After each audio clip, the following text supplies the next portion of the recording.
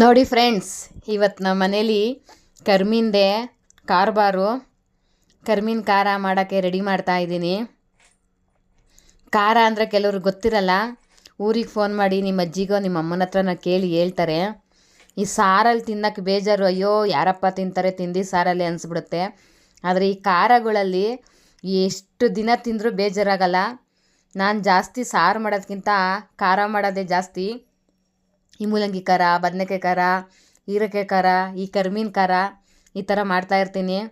ನಮ್ಮ ಅಣ್ಣ ತಮ್ಮದಿರಿಗೆಲ್ಲ ಬೇಜಾರಾಗೋದ್ರೆ ಬಾರ್ಗೋಗಿ ಬಿಯರ್ ಹೊಡಿಯೋಕೆ ಕುತ್ಕೊಂಡ್ಬಿಡ್ತಾರೆ. ನಮ್ಮ ಅಕ್ಕ ತಂಗಿದಿರು ಬೇಜಾರಾದರೆ ಕಣ್ಣೀರು ಹಾಕ್ಕೊಂಡು ಕುತ್ಕೊಂಡ್ಬಿಡ್ತಾರೆ. ಆದರೆ ನಾನು ಹಂಗಲ್ಲಪ್ಪ. ಬೇಜಾರಾಯಿತು ಅಂದರೆ ಏನಿರುತ್ತೋ ಮನೇಲಿ ಅದು ತೊಗೊಂಡು ಖಾರ ಮಾಡಿ 2 ರಾಗಿ ಮುದ್ದೆ ಮಾಡಿ ಒಟ್ಟಿಗೆ ಸಪ್ರೇಟ್ ಇಟ್ಕೊಳ್ಳಲ್ಲ ತಟ್ಟೆಗೆ. 2 ರಾಗಿ ಮುದ್ದೆ ಒಟ್ಟಿಗೆ ಇಟ್ಕೊಂಡು ತಿಂದು ಎದ್ಬಿಟ್ರೆ ಎಂಥ ಬೇಜಾರಿದ್ರೂ ದೂರ ಹೋಗ್ಬಿಡುತ್ತೆ. ನಾನು ಅಭ್ಯಾಸ ಮಾಡ್ಕೊಂಡಿರೋದು ಹಿಂಗೆ. ನಿಮಗೆಲ್ಲ ಇಷ್ಟ ಆಯಿತು ಅಂದ್ಕೊತೀನಿ ನಾನು ಮಾಡ್ತಿರೋ ಕೆಲಸ. ನೀವು ಒಂದು ಸಲ ಟ್ರೈ ಮಾಡಿ ತಂದ್ಕೊಂಡು. ಕೆಲವು ಕಡೆ ಇದನ್ನು ಒಣಮೀನು ಅಂತಾರೆ, ಕೆಲವು ಕಡೆ ಕರ್ಮೀನು ಅಂತಾರೆ. ನಾವು ಕರ್ಮೀನು ಅಂತಾನೆ ಅನ್ನೋದು. ಖಾರ ಹೇಗೆ ಮಾಡೋದಂತ ನೆಕ್ಸ್ಟ್ ವಿಡಿಯೋದಲ್ಲಿ ಹೇಳ್ತೀನಿ.